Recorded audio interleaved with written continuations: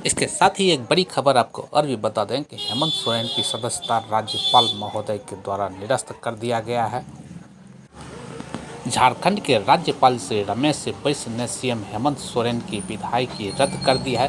चुनाव आयोग की ओर से भेजी गई अनुशंसा पर में उन्होंने यह कार्रवाई की है, परंतु चुनाव आयोग के द्वारा अभी तक हेमंत सोरेन की विधायकी के बारे में कोई नोटिफिकेशन जारी नहीं किया गया है। सभी को चुनाव आयोग द्वारा जारी किए जाने वाले नोटिफिकेशन पर नज़र लगी हुई है। अभी रात के 9:15 बज रहे हैं, अभी तक कोई भी चुनाव आयोग के द्वारा कोई भी नोटिफिकेशन जारी नहीं किया गया है। अभी तक इस बात पर संशय बना हुआ है कि ये विधायकी जाने के बाद हेमंत सोरेन पुनः चुनाव लड़ेंगे या नहीं लड़ेंगे, क्योंकि यह निर्भर करता है यह चुनाव आयोग के नोटिफिकेशन के बाद में कि चुनाव आयोग का नोटिफिकेशन कैसा होता है, क्योंकि राज्यपाल ने सिर्फ मुख्यमंत्री हेमंत सोरेन की विधायकी को रद्द किया है, परंतु उन्हें कितने समय के लिए चुनाव नहीं लड़ने के लिए रोका जाता है, इस पर में अभी कोई डिसीजन नहीं हो पाया है। अगर चुनाव आयोग कोई ऐसा डिसीजन देती है कि उसमें उन्होंने 1 साल चाहे 6 साल के लिए चाहे कुछ निश्चित अवधि के लिए अगर इन्हें चुनाव लड़ने से अयोग्य घोषित कर देती है, चुनाव लड़ने से ही वंचित कर देती है, तब फिर यहाँ फिर दूसरी स्थिति आ जाएगी। तब फिर यहाँ फिर दूसरा कोई मुख्यमंत्री को वैकल्पिक चेहरा की तलाश की शुरुआत हो जाएगी,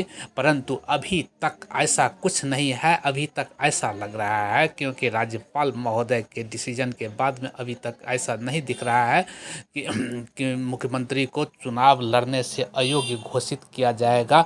और अभी तक यूपीए खेमे में जिस तरह की बातें चल रही है, अभी तक यूपीए खेमे जिस तरह अपने उत्साह और जोश के साथ हैं, उससे ऐसा लग रहा है कि मुख्यमंत्री शायद बस 1 दिन के लिए ही इस्तीफा देंगे और अगले दिन पुनः मुख्यमंत्री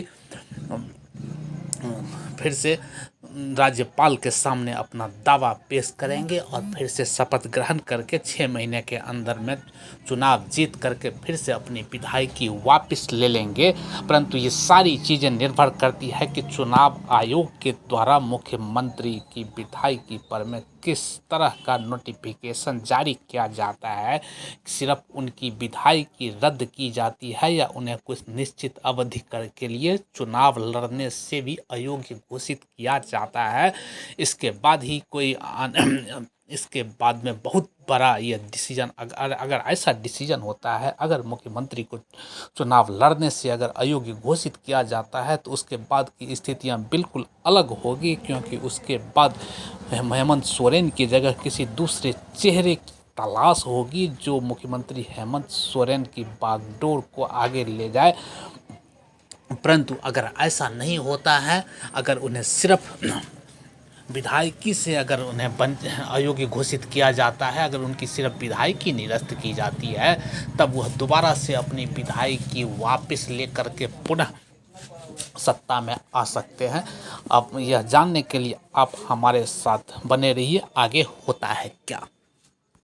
TSA लैब न्यूज से मैं हूँ आपके साथ संपादक अशोक कुमार झा। फिर मिलेंगे आपसे बेहतरीन और ताजा खबरों के साथ।